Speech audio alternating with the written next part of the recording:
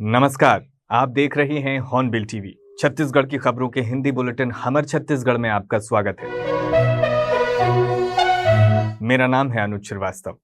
आइए सबसे पहले नजर डालते हैं आज की सुर्खियों पर। बिलासपुर के कांग्रेस नेता अजय सिंह के भतीजे ने खुद को गोली मारकर की आत्महत्या। कारणों का अब तक खुलासा नहीं, पुलिस जुटी जांच में। रायगढ़ जिले में जिंदल पावर लिमिटेड की प्रस्तावित गारे पेलमा सेक्टर 1 कोयला खदान परियोजना के खिलाफ ग्रामीणों ने किया विरोध प्रदर्शन। कहा, किसी कंपनी को नहीं देंगे अपनी जमीन। प्रदेश के राशन दुकान संचालकों ने किया बंद का ऐलान। 175 किलोमीटर की पद यात्रा कर जाएंगे चरामा से रायपुर। मुख्यमंत्री से करेंगे मुलाकात। मुख्य समाचारों के बाद अब खबरें विस्तार से।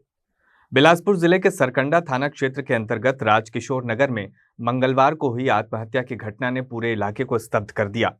कांग्रेस नेता अजय सिंह के भतीजे संस्कार सिंह ने घर में रखी लाइसेंसी बंदूक से खुद को गोली मारकर अपना जीवन समाप्त कर लिया। प्राप्त जानकारी के अनुसार संस्कार सिंह का हाल ही में भोपाल में MBBS में चयन हुआ था। बुधवार को उसकी काउंसलिंग निर्धारित थी और वो नवरात्र तथा दशहरे के अवसर पर कुछ दिनों के लिए घर आया हुआ था।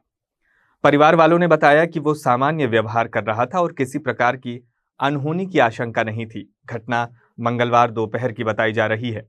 अचानक घर के एक कमरे से गोली चलने की आवाज सुनकर परिवार के सदस्य मौके पर पहुंचे, जहां संस्कार लहूलुहान अवस्था में पड़ा हुआ था।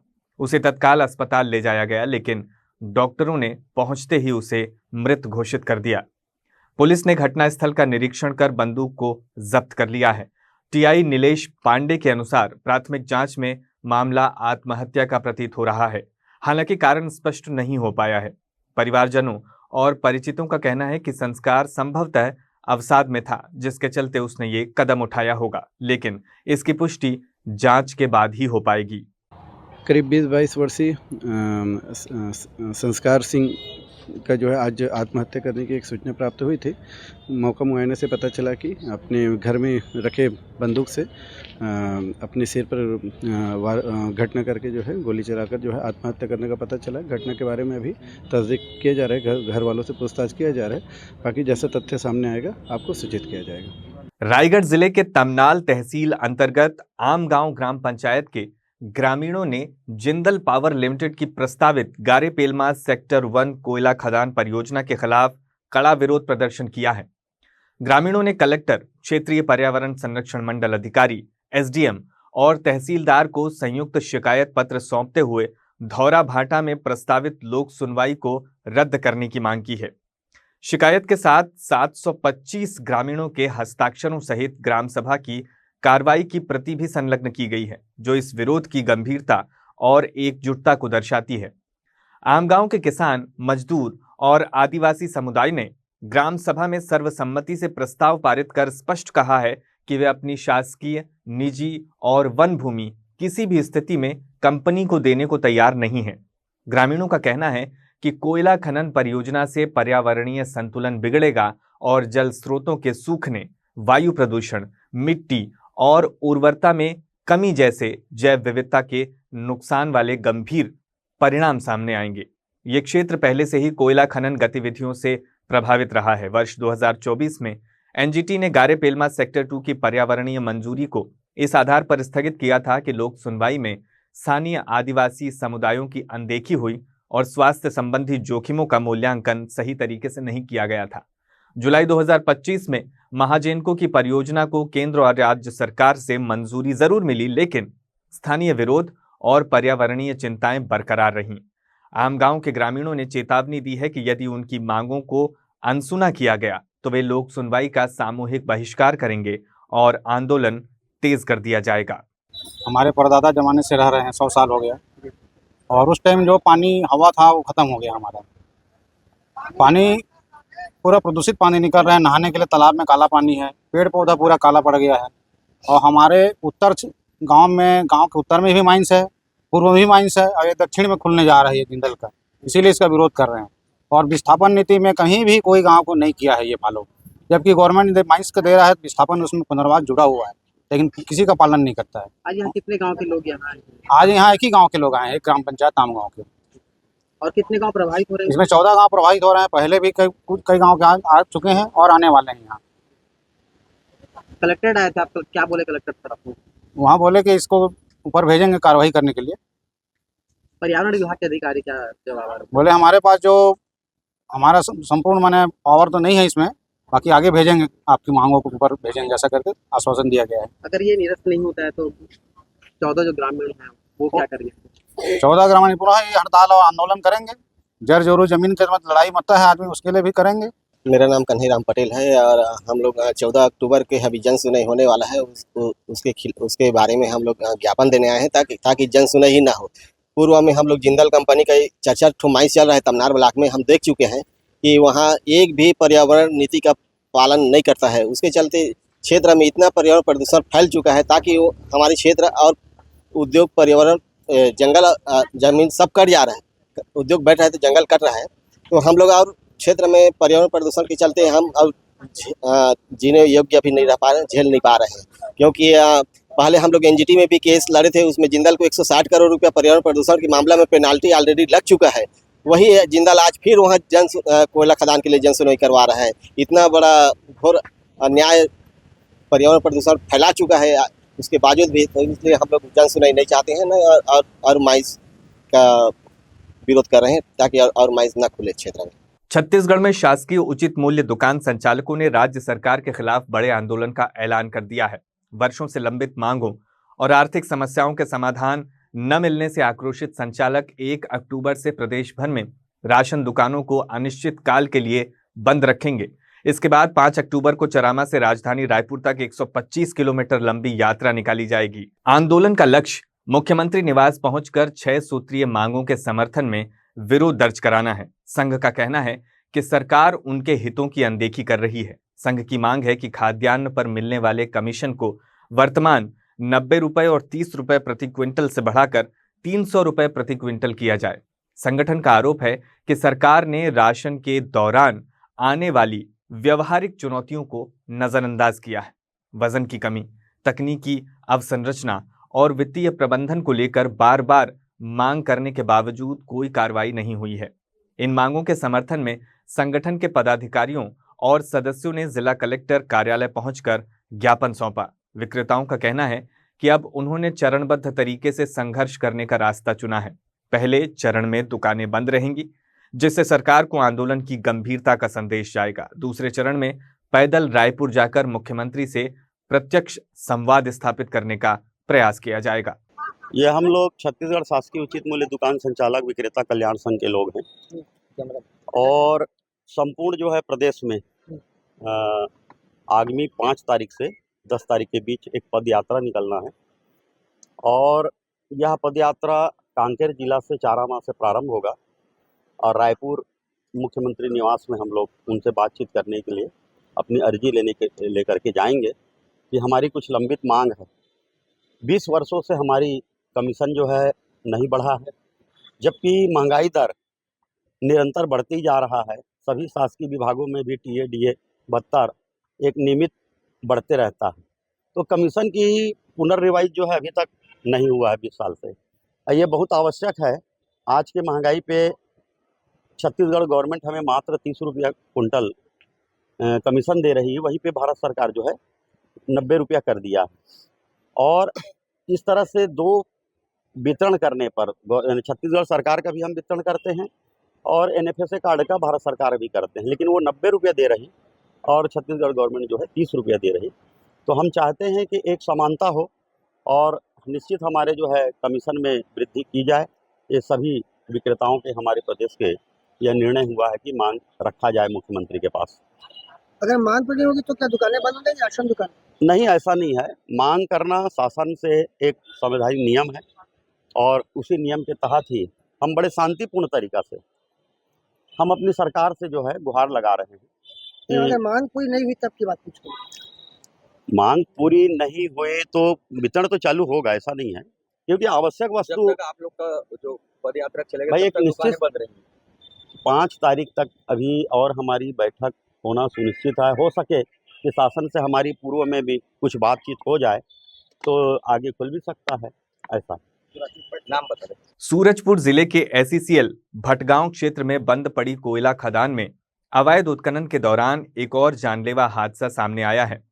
सुरंग की चट्टान धंसने से एक युवक मलबे में दब गया और बीते 24 घंटे से रेस्क्यू टीम की कड़ी मशक्कत के बावजूद उसका कोई पता नहीं चल सका है। घटना ने एक बार फिर प्रशासनिक उदासीनता और सुरक्षा व्यवस्थाओं पर सवाल खड़े कर दिए हैं। जानकारी के अनुसार सोमवार को आसपास के ग्रामीण बंद हो चुकी कोयला खदान में चोरी छिपे कोयला निकालने पहुंचे थे। अवैध उत्खनन के दौरान अचानक एक सुरंग धंस गई, जिसमें एक युवक अंदर ही फंस गया।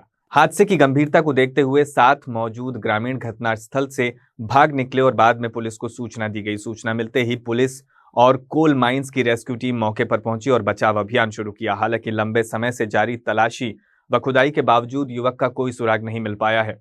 स्थानीय लोगों का कहना है कि इलाके में बंद खदानों से चोरी का कोयला निकालना आम बात हो चुकी है। पिछले 15 वर्षों में ऐसे घटनाक्रमों में 1 दर्जन से ज्यादा लोगों की मौत हो चुकी है, लेकिन हालात जस के तस बने हुए हैं। विशेषज्ञ बताते हैं कि पुरानी खदानों में सुरक्षा मानकों के अनदेखी से उनके धंसने का खतरा हमेशा बने रहता है। बावजूद इसके न तो कोई सुरक्षात्मक बैरिकेडिंग की गई और न ही नियमित निगरानी।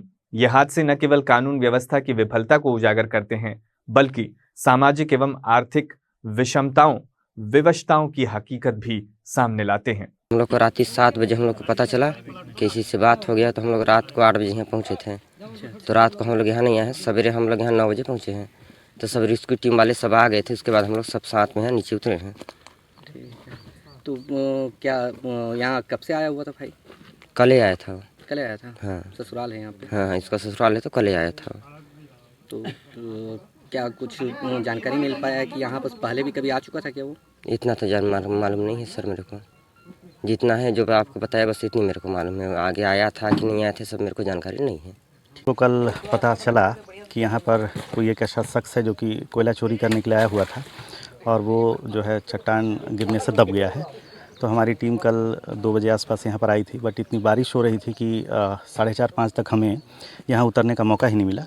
फिर शाम को हमने यहाँ मुआयना किया तो ऐसा लगा कि शाम को कोई भी रेस्क्यू वर्क कर पाना ठीक नहीं हो पाएगा। फिर आज सुबह 8 बजे से हमारी पूरी टीम लगी हुई है और उम्मीद करते हैं कि तकरीबन शायद 2-3 घंटे के अंदर हम बॉडी अगर है, अभी हम कंफर्म नहीं कर सकते कि यहाँ कोई दबा ही है। एक शख्स ने ऐसा बताया था और पुलिस की तरफ से हमें पता चला था कि हाँ ऐसा कुछ हुआ है। तो अभी हम जारी है हमारी कोशिश, अगर दबा होगा कोई व्यक्ति तो ज़रूर हमें बॉडी मिल जाएगी। अब देख रहे हैं इतनी हाइट से मतलब डेप्थ में हम काम कर रहे हैं, ये तकरीबन 70-80 फीट से कम होगा नहीं। तो यहाँ पर किसी तरह की मशीनरीज हमको यूज करना मतलब पॉसिबल नहीं है। मैनुअल तरीके से ही हम कोशिश कर रहे हैं। फिर सुरक्षा को भी तमाम तरह से साथ रख के ध्यान में रख के काम करना होता है। तो उस तरीके से हमारी कोशिश है कि सब कुछ सही तरीके से और जल्द से जल्द हम किसी नतीजे पर यहाँ पहुँच पाएँ। बिलासपुर जिले के सरकंडा थाना अंतर्गत मोपका चौकी क्षेत्र में देर रात एक दर्दनाक हादसे की घटना सामने आई। मोहल्ले में रहने वाले 35 वर्षीय युवक दिनेश कुमार सूर्यवंशी की गला रेतकर हत्या कर दी गई। घटना से पूरे इलाके में दहशत और शोक का माहौल है। सूचना मिलते ही पुलिस मौके पर पहुंची, शव को पोस्टमार्टम के लिए रवाना किया और आरोपी को गिरफ्तार कर लिया गया। प्राप्त जानकारी के अनुसार मृतक दिनेश कुमार सूर्यवंशी मोपका के भाटापारा में रहता था। सोमवार रात वो मोहल्ले में स्थित दुर्गा पंडाल के पीछे बैठा हुआ था। इसी दौरान उसी क्षेत्र में रहने वाला कमलेश सूर्यवंशी वहां पहुंचा और अचानक उस पर धारदार हथियार से हमला कर दिया। आरोपी ने सीधे दिनेश के गले पर वार किया, जिससे वो गंभीर रूप से घायल होकर जमीन पर गिर पड़ा। हमले के तुरंत बाद आसपास मौजूद लोगों और परिजनों ने दिनेश को सिम्स अस्पताल पहुंचाया, लेकिन डॉक्टरों ने उसे मृत घोषित कर दिया। पुलिस ने त्वरित कार्रवाई करते हुए आरोपी कमलेश सूर्यवंशी को गिरफ्तार कर लिया है। प्रारंभिक पूछताछ में सामने आया है कि मृतक दिनेश आरोपी को लंबे समय से परेशान कर रहा था, जिसके कारण आक्रोश में आकर उसने ये कदम उठाया। सरकंडा थाना क्षेत्र का मामला है, जहां मोपका चौकी में भाटापारा क्षेत्र है, जहां पर दुर्गा पंडाल के पास मृतक दिनेश सूर्यवंशी बैठा हुआ था। तभी आरोपी कमलेश सूर्यवंशी ने उसके पास आकर किसी धारदार हथियार से उसके गले पर हमला किया, जिस पर उसके चोट आई। उसे अस्पताल ले जाया गया, जहां पर उसे मृत घोषित किया गया। डॉक्टरों ने आरोपी की पुलिस ने गिरफ्तारी कर ली है और विधिवत कार्रवाई की जा रही है। अभी विस्तृत पूछताछ की गई है। उसमें आरोपी शुरू में बता रहा था कि उसे जो मृतक है परेशान करता था, ऐसा बता रहा है, किंतु अभी थाने में और डिटेल पूछताछ पुलिस कर रही है। राष्ट्रीय शहरी स्वास्थ्य मिशन के अंतर्गत बिलासपुर में स्वस्थ नारी सशक्त परिवार अभियान को लगातार गति दी जा रही है। इसी श्रृंखला में कलेक्टर परिसर में 2 अक्टूबर तक विशेष स्वास्थ्य शिविर आयोजित किया जा रहा है, जिसमें सरकारी कर्मचारियों के साथ साथ आम नागरिक बढ़ चढ़कर हिस्सा ले रहे हैं। सीएमएचओ कार्यालय बिलासपुर के मार्गदर्शन में लगाए गए इस शिविर का मुख्य उद्देश्य महिलाओं के स्वास्थ्य को केंद्र में रखकर पूरे परिवार के स्वास्थ्य को सुरक्षित और सशक्त बनाना है। शिविर में हृदय रोग, मधुमेह, श्वसन संबंधी बीमारियां और अन्य सामान्य स्वास्थ्य समस्याओं की जांच की जा रही है। मरीजों को चिकित्सकों द्वारा निःशुल्क परामर्श दिया जा रहा है और आवश्यक दवाइयां भी उपलब्ध कराई जा रही हैं। शिविर के दौरान बड़ी संख्या में कर्मचारी एवं स्थानीय लोगों ने जांच कराकर इसका फायदा उठाया है। स्वास्थ्य अधिकारियों का कहना है कि ऐसे शिविरों के माध्यम से जागरूकता बढ़ती है और समय रहते समस्याओं का निदान किया जा सकता है, जिससे गंभीर बीमारियों से बचाव संभव हो पाता है। भारत सरकार के द्वारा 27 सितंबर से 2 अक्टूबर तक स्वस्थ नारी सशक्त परिवार की योजना अभियान चलाया जा रहा है। उसके तहत सारी महिलाओं का जांच और उनके स्वास्थ्य में जो भी परेशानियां हैं, सिकल सेल एनीमिया, फिर हाइपरटेंशन, डायबिटीज़, ये बहुत कॉमन बीमारियां हैं। ये सब की जांच की जा रही है ताकि जो भी अभी रिस्क पे हैं या फिर जो डिसीज़ हैं बट अभी तक डिस्कवर नहीं हुआ है, उनको हम डिस्कवर करें और उनका जल्दी ट्रीटमेंट शुरू करें ताकि केसेस कॉम्प्लिकेट ना हो जाए। अभी हमको डायबिटीज़ के मिल गए हैं। एनीमिया आयरन डेफिशिएंसी की वजह से भारत में बहुत कॉमन है। प्रोटीन डाइट और आयरन की कमी की वजह से भारत में ज़्यादातर लोग आयरन डेफिशिएंसी एनीमिया से ग्रसित हैं। उसी के लिए हम लोग जांच कर रहे हैं। ये शिविर कितनी देर चलेगा? क्या सिर्फ सरकारी अधिकारी है वो कर्मचारी उनको लाभ देगा? नहीं, सभी के लिए अवेलेबल है। ये मुफ्त शिविर है और 2 अक्टूबर तक चलेगा। 27 सितंबर से स्टार्ट। बिलासपुर में युवा कांग्रेस ने प्रदेश अध्यक्ष आकाश शर्मा के निर्देश पर सीएसपीडीसीएल कार्यालय के बाहर बिल बचाओ आंदोलन चलाया। इस प्रदर्शन में युवा कांग्रेस के पदाधिकारी और कार्यकर्ताओं ने प्रतीकात्मक रूप से बिजली बिल जलाकर विरोध प्रदर्शन किया। आंदोलन का मुख्य उद्देश्य हाफ बिजली बिल योजना को बहाल करना और लगातार बढ़ रही बिजली कटौती व महंगे बिलों के खिलाफ आवाज उठाना था। युवा कांग्रेस जिला शहर अध्यक्ष शेरू असलम ने आरोप लगाया कि भाजपा सरकार के सत्ता में आने के बाद तानाशाही रवैया अपनाया जा रहा है और सीएसपीडीसीएल के अधिकारी लापरवाही बरत रहे हैं। उन्होंने कहा कि पूर्व मुख्यमंत्री भूपेश बघेल की सरकार ने 400 यूनिट तक बिजली पर आधा बिल भुगतान करने की योजना लागू की थी, जिससे लाखों उपभोक्ताओं को राहत मिलती थी, लेकिन वर्तमान सरकार ने इस योजना को बंद कर दिया है। कार्यकर्ताओं का कहना है कि योजना बंद होने के बाद बिजली बिलों में लगातार वृद्धि हो रही है और आम जनता पर आर्थिक बोझ बढ़ गया है। साथ ही बार बार होने वाली बिजली कटौती ने लोगों की परेशानियों को और बढ़ा दिया है। हमारी जो शायद सरकार जो लूट मचाई हो बिजली बिल के कारण आम जनता जो परेशान है, जो पहले 700 रुपये बिजली बिल पटाती थी, आज जो 5,000 रुपये बिजली बिल पटा रही है। 400 यूनिट का जो नीति भूपेश बघेल ने लाया था उसे हटा दिया गया। हम चाहते हैं नीति को फिर से लागू किया जाए, आम जनता को राहत दिया जाए। इसीलिए आज बिजली बिल ऑफिस के सामने बिजली बिल को जलाकर हमने विरोध प्रदर्शन किया है और आने वाले समय में आम जनता के मुद्दों को लेकर हम रायपुर में जाकर मुख्यमंत्री निवास घेराव करें। इसलिए कि इनको सिर्फ पैसे चाहिए, टैक्स बढ़ाना है, इनको मोदी अडानी को पैसे देना है, मोदी और अमित शाह को। इसलिए आम जनता से लूट मचाई हुई है और ऐसे बहुत सारे विभाग हैं। हम बिजली बिल नहीं और आने वाले समय में और भी मुद्दे उठाएंगे। हम आम जनता को जो टैक्स के माध्यम से जो सरकार लूटपाट मचाई है उसको बंद करना होगा, चाहे जीएसटी हो, चाहे बिजली बिल हो, चाहे टैक्स हो। शेरू असलम, बिलासपुर जिला अध्यक्ष यूथ कांग्रेस। बिलासपुर जिला कांग्रेस कमेटी ने महंगाई और टैक्स नीतियों को लेकर राज्य सरकार पर गंभीर आरोप लगाए हैं। कांग्रेस का कहना है कि सरकार एक तरफ जीएसटी रिफंड जैसे मुद्दों को उपलब्धि बताकर जश्न मना रही है, जबकि हकीकत यह है कि गरीब और मध्य वर्गीय परिवारों की आर्थिक स्थिति लगातार खराब होती जा रही है। कांग्रेस नेताओं ने आरोप लगाया कि सरकार महंगाई पर नियंत्रण करने में असफल रही है और उल्टा टैक्स व शुल्क बढ़ाकर आम जनता की जेब पर अतिरिक्त बोझ डाल रही है। कांग्रेस का कहना है कि बेरोजगारी और महंगाई पहले ही लोगों की मुश्किलें बढ़ा रही हैं, ऐसे में टैक्स बढ़ोतरी नाजायज है। सबसे तीखी आपत्ति धार्मिक आयोजनों और पूजा पाठ पर लगाए गए टैक्स को लेकर दर्ज की गई। कांग्रेस ने इसे श्रद्धा टैक्स करार देते हुए कहा कि ये कदम जनता की आस्था और परंपरा पर सीधा प्रहार है। ग्रामीण जिला कांग्रेस अध्यक्ष विजय केसरवानी ने कहा कि गरीब आदमी पहले ही रोजमर्रा के खर्चों से जूझ रहा है, अब पूजा पाठ और धार्मिक कार्यक्रमों पर टैक्स थोपना उसकी भावनाओं का अपमान है। केंद्र की भारतीय जनता पार्टी की सरकार और स्टेट की भारतीय जनता पार्टी की सरकार ज्वलंत समस्याओं का ध्यान भटकाने के लिए जीएसटी पार्ट 2 लाकर जो उत्सव का माहौल बना रही है, ये निश्चित रूप से कांग्रेस पार्टी इसका विरोध करती है। क्या बिजली का बिल कांग्रेस की पूर्ववर्ती सरकार ने जो बिजली का बिल हाफ किया था, इन्होंने उस बिजली बिल का हाफ को समाप्त कर दिया और बिजली बिल में लगातार 3 से 4 बार बढ़ोतरी की। तो क्या छत्तीसगढ़ में आम आदमी को, क्या भारतीय जनता पार्टी के बैठे लोग, इनके मंत्री लोग, इनके विधायक जो दुकानों में, शॉप में जाकर उत्सव मना रहे हैं, क्या बिजली बिल की बढ़ोतरी में भी उत्सव मनाएंगे? क्या एक कॉपी में आपने जीएसटी जो है छूट दे दिया है, स्कूल के कॉपी में छूट दिया है, पेपर में आपने छूट नहीं दिया, आपने रॉ मटेरियल को छूट नहीं दिया, आप एमएसएमई छोटे उद्योगों को ख़त्म करने के लिए जीएसटी पार्ट 2 का लॉन्च किया।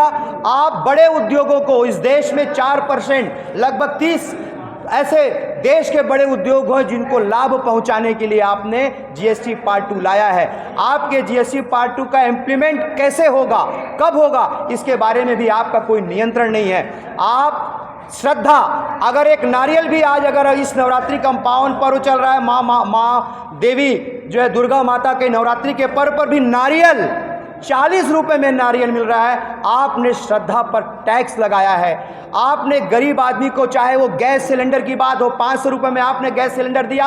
आपने डीजल पेट्रोल में कोई कमी करी रेट में। आप सिर्फ अपने उद्योगपति मित्रों को फायदा पहुंचाने के लिए जीएसटी पार्ट 2 में आपने कपड़े में रेट कम कर दिया जीएसटी का, लेकिन धागे में, जिस चीज़ से कपड़ा बनता है, जो रॉ मटेरियल है, उस धागे में आपने 18% जीएसटी कर दिया है।